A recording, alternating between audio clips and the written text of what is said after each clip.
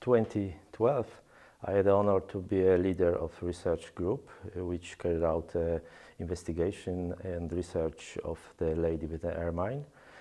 And we did a lot of investigation, a lot of analysis, and our aim was to describe the current state of preservation and to discover some secrets of this painting. The biggest secret is background.